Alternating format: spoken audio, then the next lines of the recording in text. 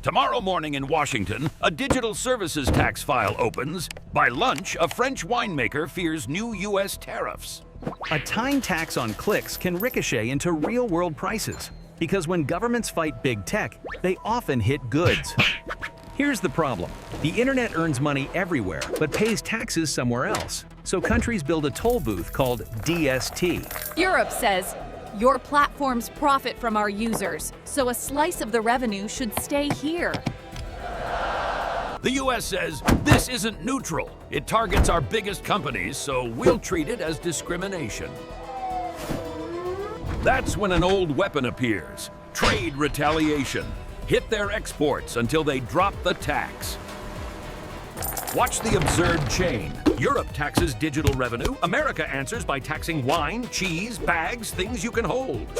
The real drama is leverage. A small tax becomes a big threat because tariffs are loud and immediate. Governments couldn't agree on a global fix fast enough, so unilateral DSTs filled the vacuum. In London, a South Asian male tax clerk calls it temporary. In Silicon Valley, an African-American female executive calls it a permanent toll. Then comes the warning from Washington.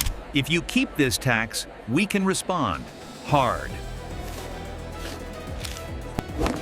Suddenly, every embassy hallway feels like a chessboard, each side looking for the opponent's weak square.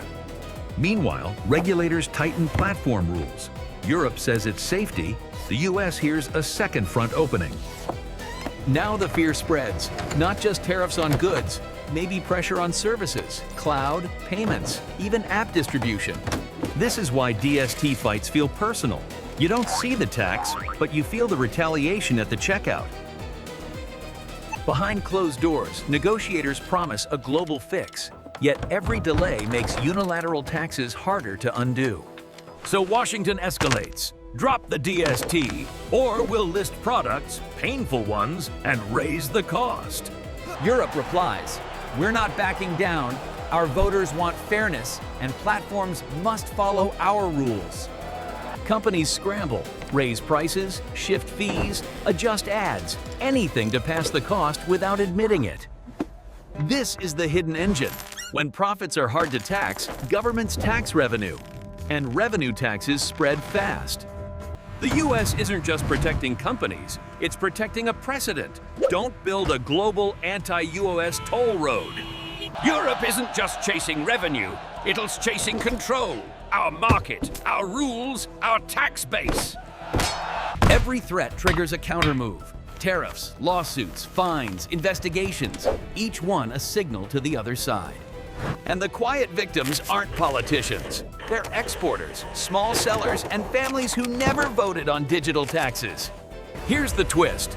The fight isn't about 2 or 3%. It's about who gets to tax the future.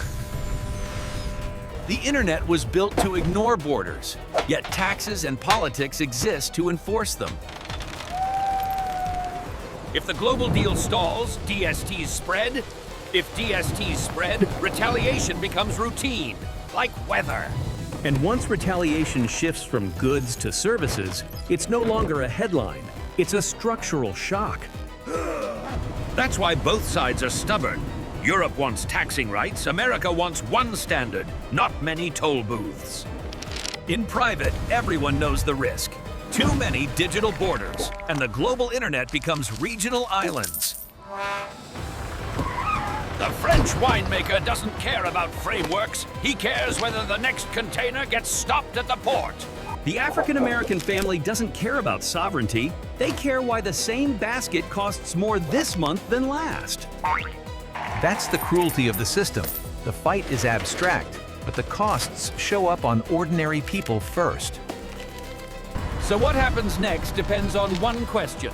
Do we get a single global rule or 1,000 local tolls? If tolls multiply, companies raise fees and cut services. If retaliation spreads, exporters. If a global rule arrives, DSTs could fade, but only if both sides trust that the deal is real. Until then, every new DST is a match near gasoline, because retaliation doesn't stay digital.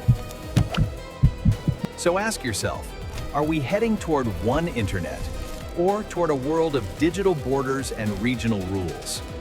Because once borders move into apps, ads, and cloud, trade wars stop being occasional. They become the new normal. The next time you hear digital tax, remember the winemaker, the family, and the invisible tolls shaping your prices. What do you think is fair? Taxing digital revenue or retaliating with tariffs? Drop a comment, like, and subscribe to Economic 8-Bit.